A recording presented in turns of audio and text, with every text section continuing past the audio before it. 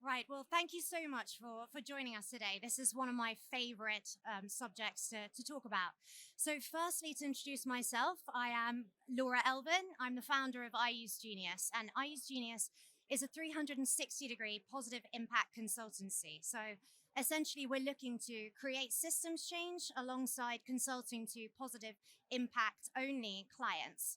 And I'll explain that on any given Sunday, you might need a variety of services, and that is certainly what we do. Everything from technology to data analytics. However, on every given Sunday, you need fundraising. Fundraising is something that you do every day, and it's my speciality. Essentially, I lead on fundraising activity, and we do this for male and female founders. But I will say that I'm most excited when we find excellent female founders, because to us, you represent a huge compound positive impact. And so we are very motivated to help you succeed in achieving your goals. So, why are we so motivated to help you? Well, essentially, female founders represent a huge opportunity to create value in society. And we're not just talking about the economic value. Equity between men and women represents a $12 trillion opportunity. However, it's also that not only are you problem solving with your businesses, you're actually on a mission more of the time. And I really want to emphasize that, because you're doing a lot for society and we want to help you get it done.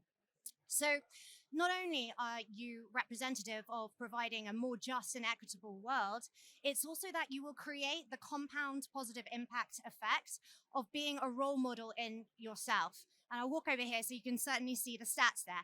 It's 78% of women cite the importance of seeing a role model in order to motivate them to participate in a particular role or job. And then in comparison, it's only 25% of C-suite is female represented. So there's a great disparity there. And actually, the more you succeed, the more women will be inspired by you to do so themselves.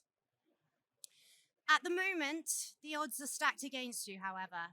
And we all know these stats, so I'm not going to take too long on this. It's around 2% of VC finance will reach female founders. As of the beginning of 2023, it crept up to 2.1%.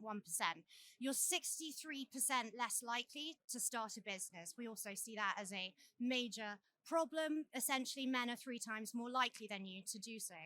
You ultimately, therefore, feel less confident that you'll be able to raise finance.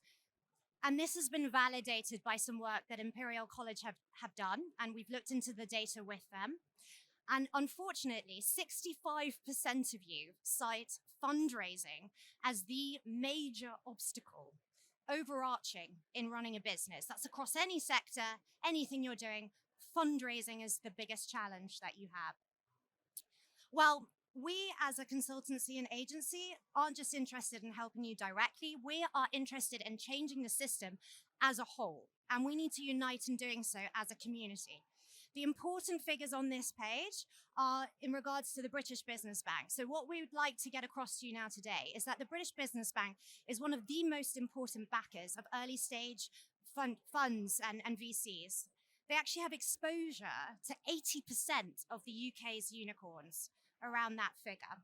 And they cite that they've backed 19 of the leading VCs who've invested into a female-founded business. And that's, technically speaking, a female-founded business that has one female founder in it. And they're backing 19 of those VCs. Now, you have to consider that they're actually backing the majority of early-stage VCs in the first place. So there's a little bit of something to unpick there, shall we say, and we're lobbying them at the moment to perhaps look at the opportunity to invest into female-focused only VCs. At the moment in the UK, female-focused only VCs are at just a bit under 1 million, so they technically qualify as micro VCs. The second problem that we have is that female investors aren't present. And the key bit here is that the real important percentage is 24%. And that differs greatly from the investment teams. The investment teams have 32% representation. However, the IC is where the decisions get made. So this is the percentage that we really need to affect here today. And hopefully we can get more female investors mobilized. And there's lots of institutions doing so, Newton Venture Program, etc. So this is one of my favorite slides. A lot of us think that we are subject to intrinsic gender bias. It's a lot more complicated than we expect.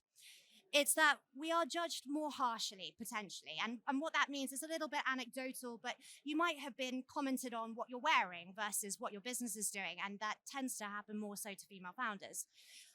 Investors don't have female examples to even base their judgment of you on. There are less successful female founders in the first place. So when they are looking at you and listening to your business, they can't say, oh, well, he did it or she did it. They can't do that as much. So there's a compound effect there that we need to change. If we behave counter to our gender role, what happens? Well, this has been exampled in politics. If you're a politician and you are more masculine, more assertive, more dominant, you will be negatively judged.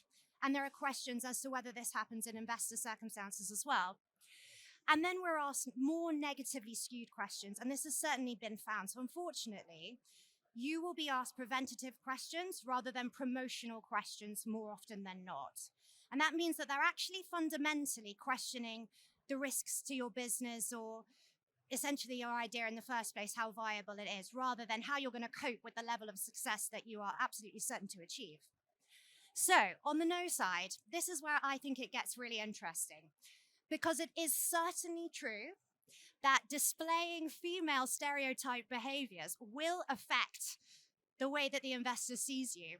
And by that, showing less confidence, being less assertive, being less dominant, it will cause a lesser result in your investor meeting. 13% is how much it decreases your chances by. But this is the surprising part, and we see it across clients as well.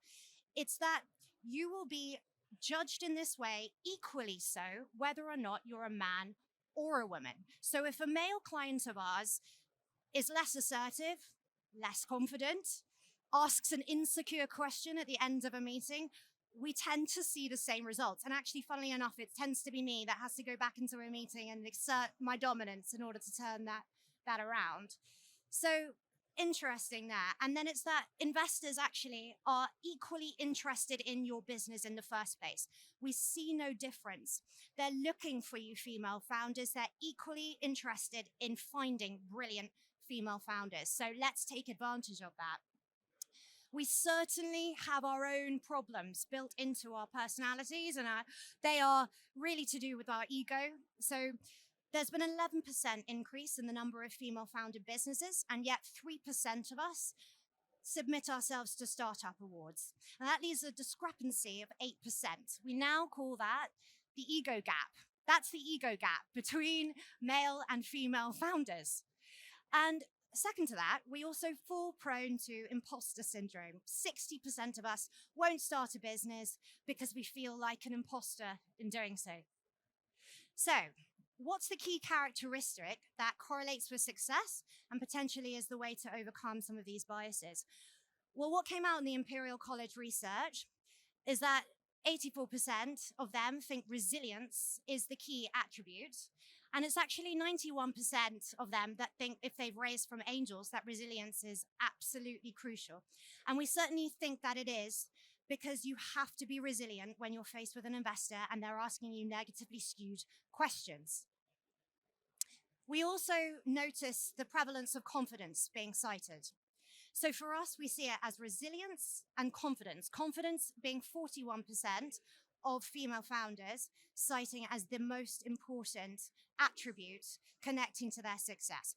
So utilizing resilience and confidence, how can we improve how we're raising finance? Well, the first thing is to consider homophily. Homophily is a Greek word. Essentially, it means friendship and love formed on a common basis. And the stats that validate what I'm saying here really come out in crowdfunding, where there's a lot of female investors and a lot of female-founded tech companies are seeing more backing coming from female investors on crowdfunding platforms. And we think that's why. So consider going to female partners of VCs first, or female investors first, who might understand the biases you're up against and the problem you're trying to fix. Engage in self-promotion. This is really important. You've got a PR strategy for your business, but you also must have a PR strategy for your investors. We've seen this directly working. We have a principal, Amanda Way, Jazz VC. She actually found Dr. Somi Javad via her TED Talk, reached out to her directly after she promoted herself and, essentially what she wanted to do for society. So it can work that way around if you're promoting yourself in the right way. And then actively managing and growing your network, especially important for angels. Angels are typically more difficult to get to, family offices more difficult to get to, and you're more likely to access them via your network. So the importance of a fundraising strategy from the start, and this will link into where Mikhail takes off from me, it's really that from the start, you need to be blocking out your competitors via your investment strategy. And we call that the build and block. So do your research per your sector. If you're in prop tech, look at the leading VCs for later stages, B and C, work backwards, figure out the co-investors along the way, and you've actually got yourself a chessboard that will block out other competitors who will then be looking to raise in your same space. And investors will look at it that way. If you've raised a gigantic quantum, and you are thus blocking out other competitors looking to go and similarly raise for a similar business. So think big, which we tend not to do, and go for land grab, and that's what it means. Strong advisors and mentors is absolutely integral, and I want to point out that there's been a rise of celebrity investors. There's nothing stopping you from reaching out to the management teams of Rio Ferdinand or, Shilpa Shetty, and these people have made supremely amazing exits. Shilpa Shetty made a lot of money in the IPO of Mama Earth. So they're very interested in what you're doing. And particularly, we want to point out that having strong mentors and advisors is especially important if you're a first-time founder. And why it's important that I mention that today is we've seen a 22 times rise in the number of Gen Z female-founded businesses since 2018. So that's an amazing trend that we want to see supported. Get yourself strong advisors because you don't know what you don't know, and that's what they'll cover for you. Use the domino effect. I'll just shift over here so you can see. But essentially what you're looking for is a very strong lead. A strong lead will signal to the rest of your VC field that's interested in your sector that you are a viable investment. And also consider whether or not that lead has weight in the space, strategic advantages, connections, but also hold them as to whether they will continue to raise finance for you, because a good lead investor will actively help you raise finance from that point. And I'll whiz through the advantages, which are SEIS, EIS. What I'll mention on SEIS is just to be careful about where you get that from. A lot of clients that we see will have given that away to maybe some angels who won't have the same potential to follow on as a fund would. And actually, there are more funds that have started as EIS funds that are now developing their SEIS funds. So you should have more opportunity from EIS funds, which have the potential to follow on. Also want you to consider your cap table, because I mentioned before that I'd like you to get some capital from female investors. Be careful, because there has been research that shows that having too many female investors, lovely this, on your cap table will actually affect you negatively. We want to see it balanced anyway, because an investor wants to see that you've got a nice balance of expertise on your cap table. So just be careful who you're raising from and how much you're giving away. If you're also over diluted, that will negatively affect you as well. So just be careful there. Whizzing through the pitch, essentially keep it short, sweet, and tight. And this is the point of an executive summary. So you include an executive summary because that will take away pages from your deck. You don't need to have a whole entire page telling you how much you're raising or whether it qualifies for SEIS. Your exec summary is where you put things like, it's like a news flash for the people who are reading it. So who's investing in your round now? What are the most exciting updates that you've got? Who's on your cap table? What advisors have you got? And these kinds of USPs, something to get them excited about you. And your data room should be as diligent as possible. And the reason for this is the more you have in your data room, the less due diligence an investor has to do. You're making their lives easy. So you can include the basics, go to market, your business strategy at large, your financials, the obvious things. But you can also be quite strategic. You can have your impact report there. You can be creative and have a video. You can actually do kind of whatever you want to do. And the more thorough that it is, the more appreciative we see investors as being. So now we get to the nitty-gritty, which is essentially the technique, and I want to get this across to you guys, because pitching is an absolutely vital technique. There is all of the research, please look at the bottom. All of those are all just research that's been done on how important the pitch is to an investor deciding whether or not you're investment worthy.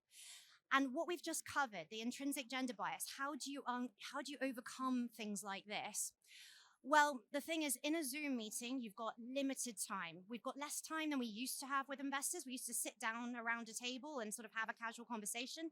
Now it's done in 30 minutes, and you've only got 30 minutes to get across why they should also believe that you're going to be able to continue to raise investment, because that's also what they're assessing. And I want you guys to start with qualifying what you're saying. We don't do that enough. And it seems straightforward. You'd be surprised how few founders will start with a very impressive number. And this is the point to actually deflecting a preventative question. If you start in an extremely positive way with a qualifying figure to a very preventative question, it sets you off with the perfect arc, which is what we call the answer arc. And it's the way that you navigate these very negative experiences. You're essentially being shot at, attempted to make you fall over, mentally speaking. If you come back strong and immediately with a big number, answer the question, and then create what we call an uptick at the end, which we like, again, to be a quantified answer, so another number at the end, it really demonstrates your assertiveness. And it follows on to my next point, which is it's absolutely imperative that you don't confuse likability and the importance of likability with the necessity that you get across that you are more of an expert in this space than the investor is. And I can assure you, the investor actually thinks that, okay? They're not experts in absolutely everything. They're coming to learn from you why you think your business idea is so good. So don't be afraid to correct them, is how we put it. You're not arguing with them, you're correcting. So the other bit of key information we give all our clients is there is no such thing as a surprise question. If you think you're being surprised, you haven't prepared enough. Your deck is the framework that you've created for your pitch session. So prepare the answers to the questions that you're very likely to receive on any given slide, and do that with your team if you have to, or an external consultant. But no question should really surprise you, and you should have the answers prepared. Keep them on the side of your screen if that's how you're having the meeting. And I wanted to share with you the toughest surprise question that we ever had with a female founder, which harks back to my earlier points. We had an investor ask a sort of googly type question, and it was, so you're on the cover of Forbes in 10 years' time. What does your caption say? She's completely flummoxed. Absolutely amazing female founder who has the answer to every question, completely flummoxed by this. And we think because you guys aren't visualizing your own success enough. You are stricken with imposter syndrome, lacking confidence and resilience. Visualize yourselves on the cover of Forbes and be ready for that question of all questions.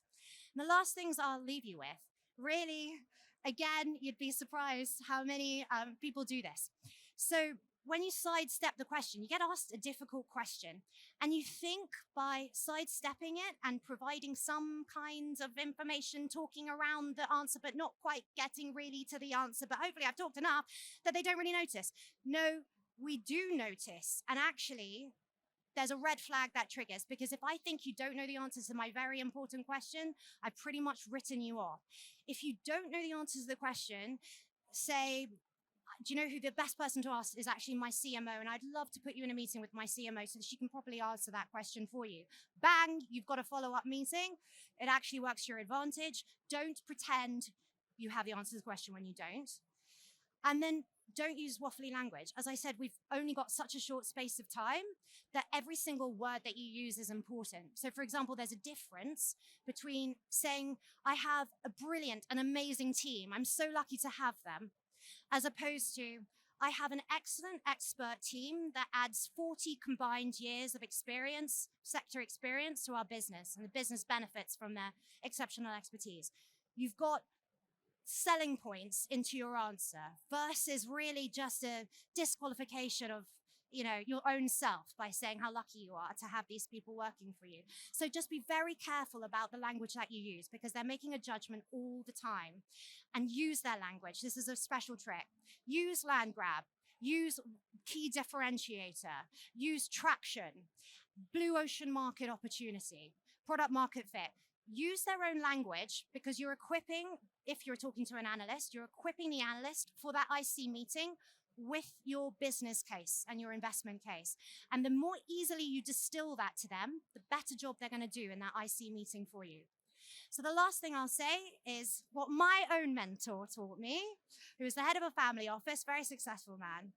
And he said, every no is one step closer to a yes. And I think if we take on confidence and resilience, that's really the answer to me, that in one nugget, essentially. And I'll also share that we have absolutely certainly turned no's to yeses. When someone says no, doesn't mean it's over, especially if you see the strategic value of that investor. Don't give up. Get the feedback, ask what the KPIs are that you need to hit in order for them to be interested, tell them what problems they saw in your business, and learn from that feedback for the next pitch that you do. So hopefully that's been helpful, and we certainly want to help you get more finance. I now want to hand over to Kalina, who's going to explain to you how to unlock grants and get it more investment via that way. Thanks.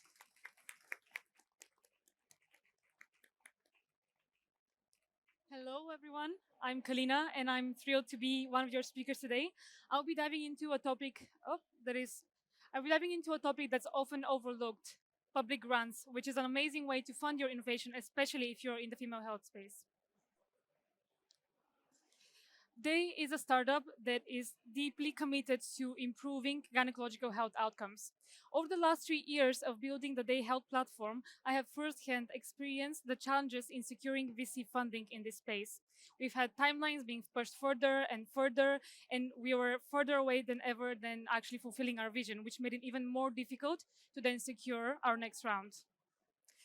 We sat down and we thought about something that we can approach, a way to approach fundraising that is different and that will allow us to break this vicious cycle. We looked into grant funding and we started applying for different fundraising programs. In the last 3 years, we have secured £4.8 million in grant funding, which has allowed us to continue to innovate while also being able to grow our business. In order to understand our journey, you also need to understand the industry that we operate in. Medical innovation has routinely underserved and neglected female health. This is not surprising when you find out that women were only allowed to participate in clinical trials in 1993. As a result, women today are diagnosed later than men in over 700 diseases. A prime example of this disparity is period pain.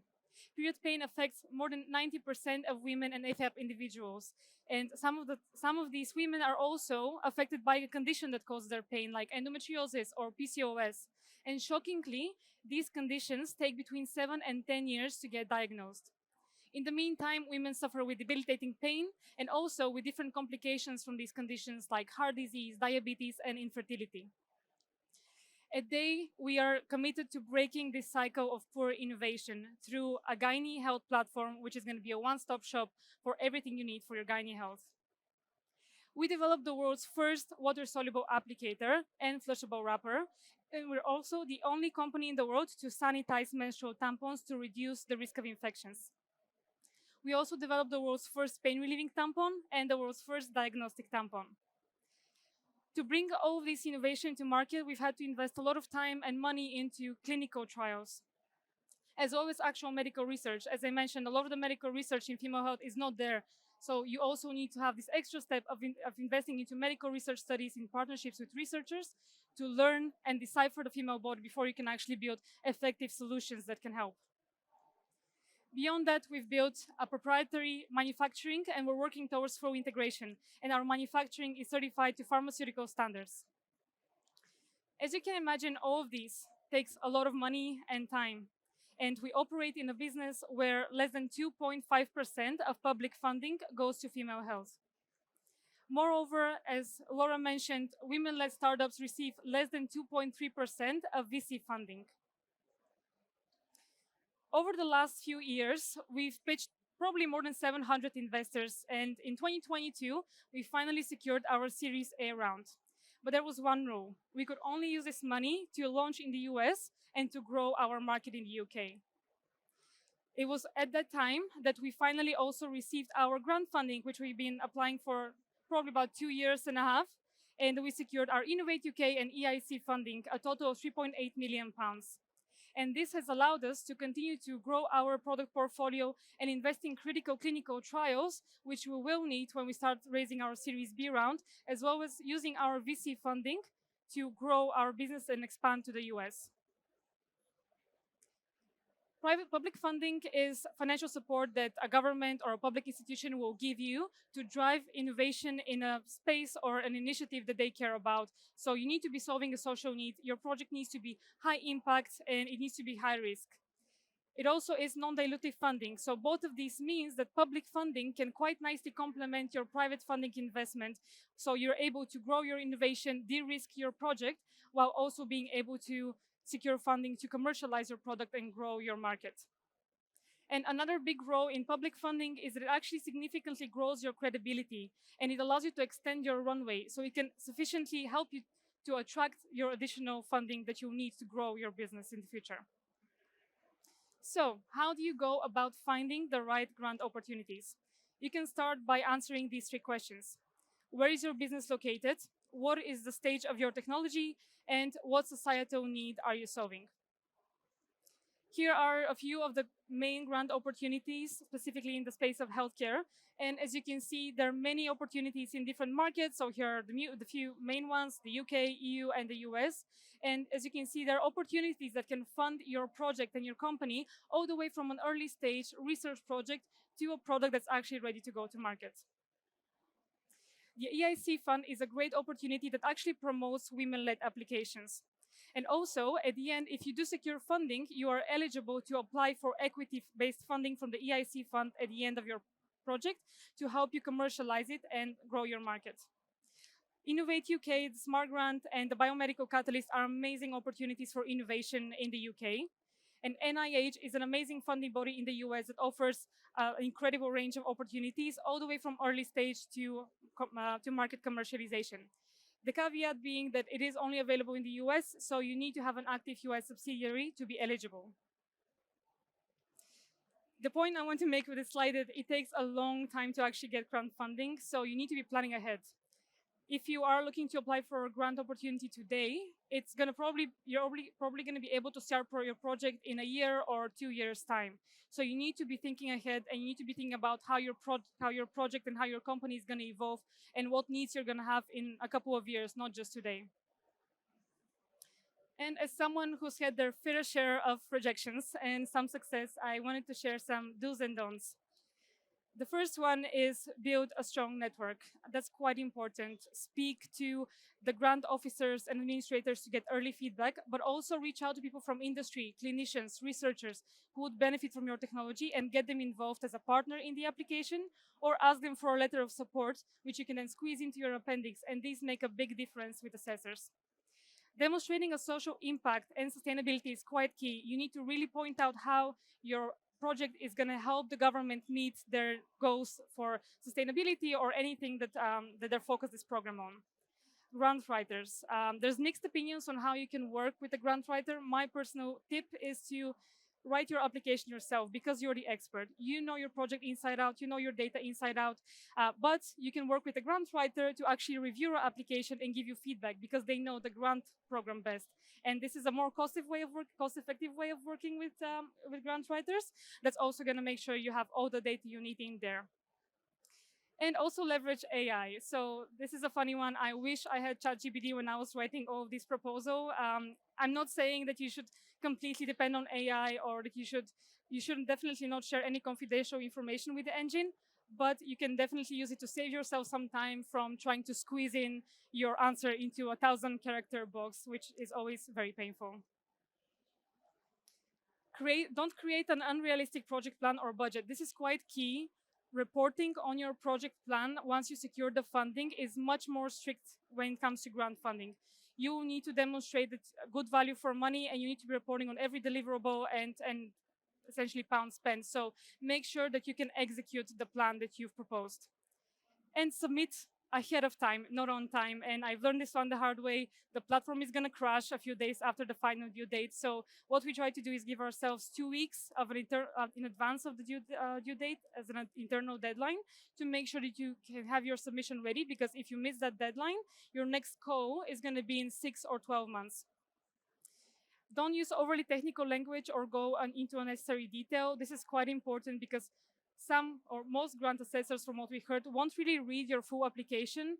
So your answer to the question needs to be in that very first sentence. And then the rest should be evidence and data to support that answer. And finally, don't forget to involve the rest of your team because they will be the ones actually executing this project. So you need to make sure they're involved in the planning stage. Thank you, everyone. I'm looking forward to hearing your questions.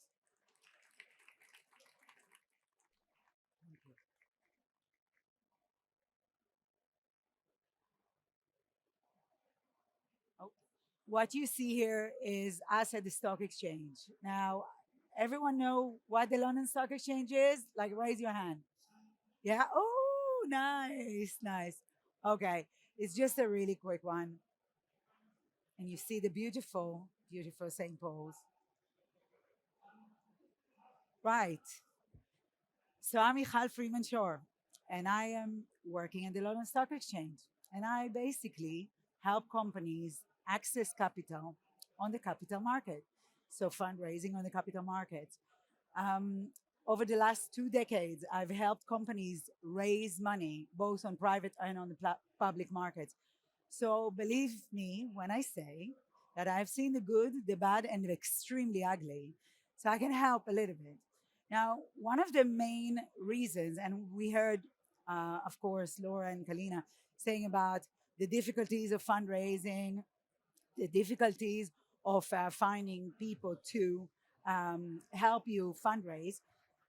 One of the main reasons that people do not access capital markets is because there are many misconceptions about the capital markets here in the UK.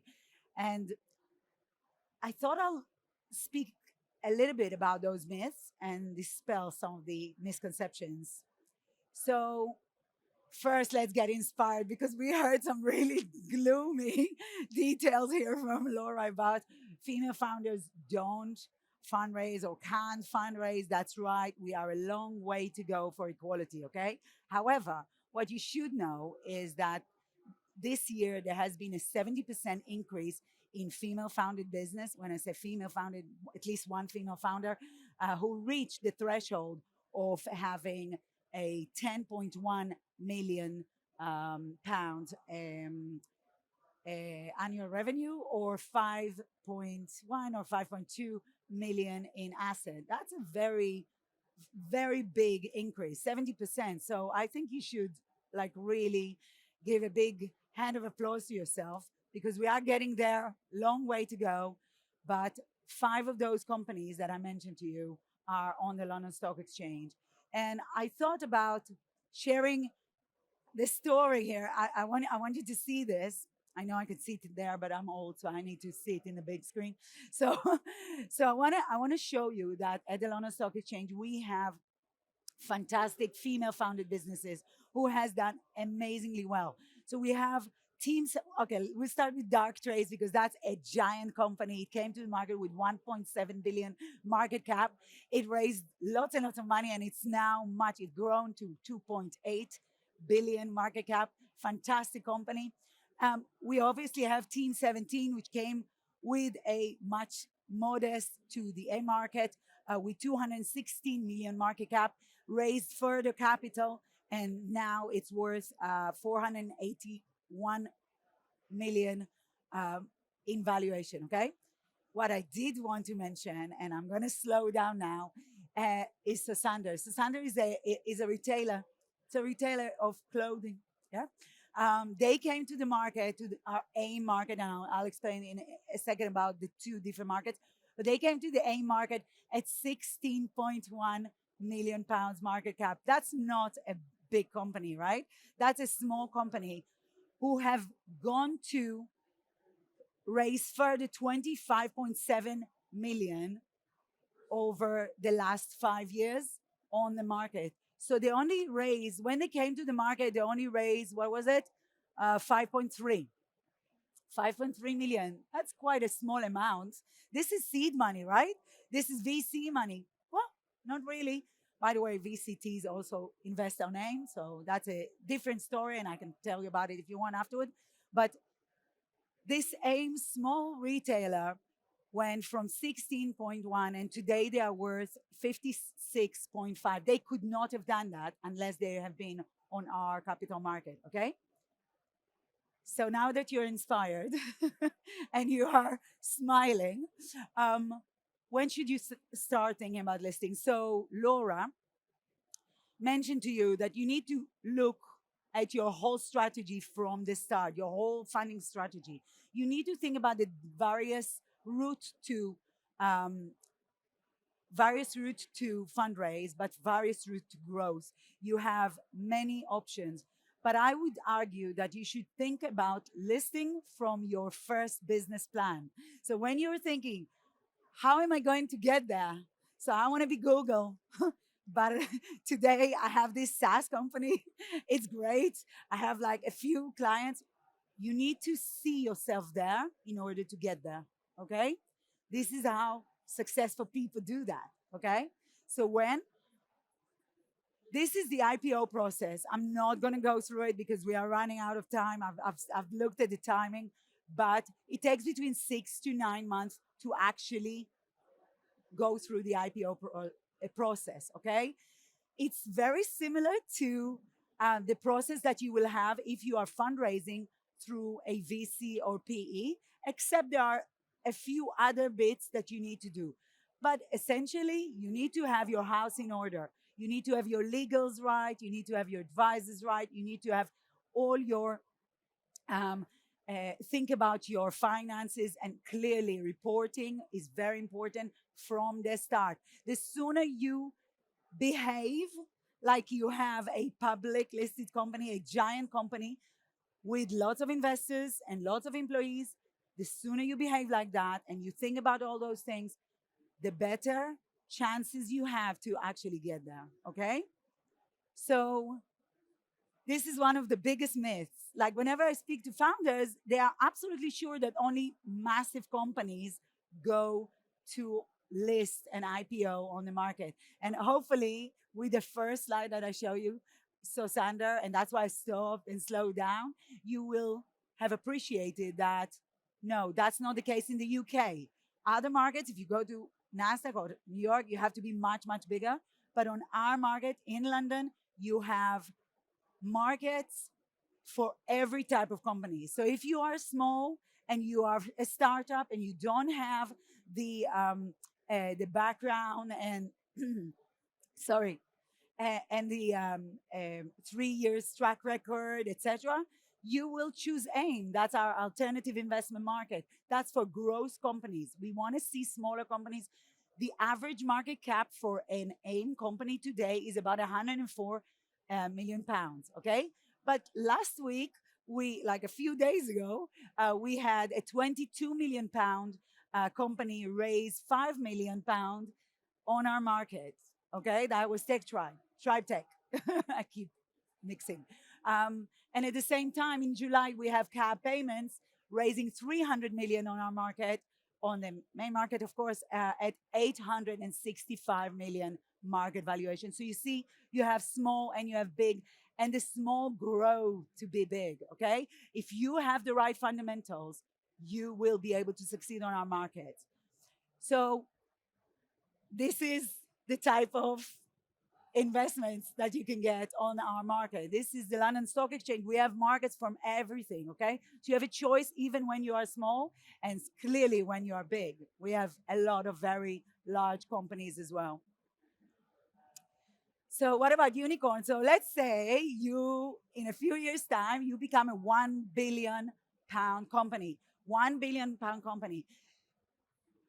You start thinking, where should I list? If you were reading the papers the last year, you would have said, oh, I should go to the States, right?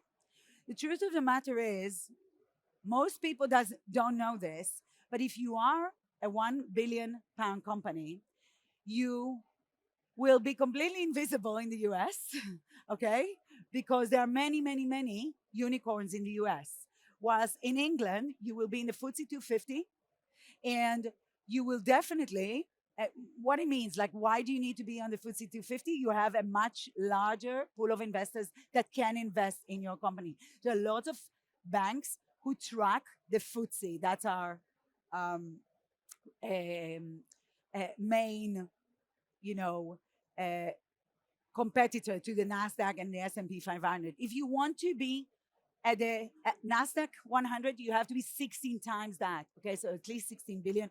And if you want to be an S&P 500, which is the New York index, you will have to be at least 3 times that. Okay, so the question you have to ask yourself: do you want to be an invisible unicorn? I suggest not. And what about liquidity? That's the other thing that a lot of people, I speak to companies all the time and I say, like, oh my God, but London, we can't be liquid. Like, we have much more liquidity in the US. And I will say to you, that is absolutely not true. Okay. When you look at, when you use a metric which accounts to market size and uses fully comparable volume data, you can see very, very clearly that liquidity is comparable with that of New York. So anyone who says differently, send them my way and I'll explain and I'll show them the numbers so they can re-educate themselves. So what about valuations? Again, you will have seen a lot of press coverage about, valuations in London being less, especially for tech. And sometimes it is true, but, and I'm not going to go through too much detail because this is very, very different. But again, I can show you that when you have the fundamentals, it doesn't matter if you list in London, in New York, or in Germany, okay? So the fundamentals are the one that drive valuation, not the listed venue. So this is your market, your obviously your revenues, your EBITDA. I'm not going to go too much into details. If anyone wants some more questions about that, I'm happy to answer some questions afterward. Okay. And then you ask yourself, okay, so I'm going to raise funds, and you think, okay, do you want to go to a VC or an IPO on the market here, or an IPO in New York or Germany or Australia or whatever?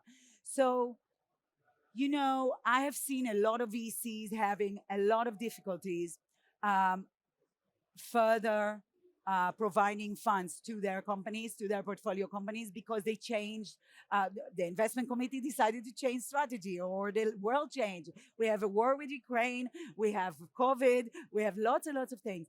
If you are listed on the market, on the capital market, you have a more diverse pool of investors. And that's why typically people are looking to IPO, because you have a much more diverse pool of investors. So we go to, where should we invest, US or the UK? So I will argue that you don't want to put all your eggs in one basket, okay? Because in the US, 82% of your investors will be American. So yeah, it's all good when everything is wonderful in America.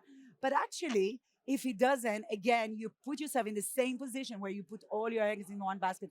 England has the most diverse investor base in the world. Okay, you have 39 from the UK, you still get your 40% investors from the US, and then obviously 14 from Europe and so on. I'm happy to elaborate later. This is also the reason why most international company, England, London Stock Exchange is the most international company. We have most international companies than any other stock exchange in the world. Something most people don't know. It's because our analysts, our brokers understand international. London is a truly cosmopolitan place, understanding companies from other cultures, other jurisdictions, and I have no problem with that. So everyone say, I'm going to leave you on a very, very, very quick one. Everyone say the markets are closed. If you read the paper, the FT keep saying markets are closed, nothing happens. So since the beginning of the year, we have had 23 IPOs. We raised 1 billion in IPOs, but we have raised a total with follow-on 12.2 billion pounds since January, okay? So I would argue that the market is opening. If you're a good company with good fundamentals, you'll do really well. I'm going to leave you with this. Do not Plan early and know your destination. If you know where you're going, you know how to get there. Choose your advisor wisely and listen to them. If you are in a room and you think that you are the smartest, you are in the wrong room. Find good advisors who know more than you and listen to them. And get comfortable with being uncomfortable. Being a founder, it's a very, very, very lonely task, okay? You are going to have highs, you are going to have lows, but make sure you persevere and get comfortable with being uncomfortable. Don't tell lies. Everything comes out in due diligence, whether you are fundraising via private or public. It will come out. And then you won't have your investment. You will waste a lot of money. Don't miss your numbers. Come to the market when you are able to predict your results for the next at least 6 quarters. Okay. Don't take any money that you are getting. And I know Laura mentioned it before. Stupid money is sometimes necessary, but it's much better if you can use money with strategic partnership and never ever begrudge taking a non-exec director of an experienced non-exec director will save you so much money in mistakes and so much money in tips and open doors that you will not be able to open otherwise. He will earn his keep. Thank you very much. If you have any other questions, come speak to me afterward. Thank you.